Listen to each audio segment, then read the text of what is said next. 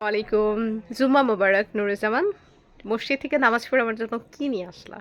মানুষের তোমার হাজবেন্ড তো বিরিয়ানি নিয়ে আসে, জিলাপি নিয়ে আসে তোম- মসজিদ থেকে। তুমি কি নিয়ে আসছো? তোমার জন্য অনেক সুন্দর একটা জিনিস নিয়ে এসেছি। দেখি। সেটা হলো দুর্ঘটনার জন্য, ভূমিকম্পর জন্য একটা লিফলেট। আল্লাহু আকবার। প্রত্যেক শুক্রবারে তুমি কি করো? মসজিদে গিয়ে এই লিফলেট নিয়ে আসো। আমার মানুষের হাজবেন্ড মসজিদে গিয়া জিলাপি আনে, বিরিয়ানি আনে।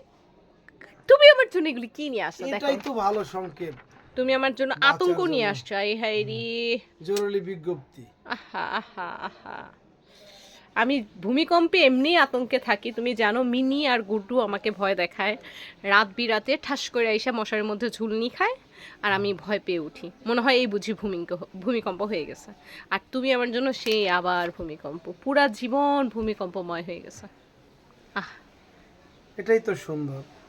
এটাই কোন ভূমিকম্পে কি তুমি কি মসজিদে যাও, মসজিদে ওই যে মিলাদ হয় না? মিলাদ হয়, আমাকে তো এটাই দেয়। মিলাদ যাওয়ার সময় আমার সবাই এটাই ধরাই দেয় হাতে। এটাই নিয়ে আসি।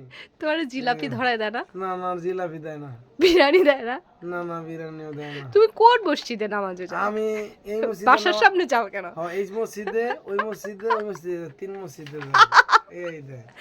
আচ্ছা।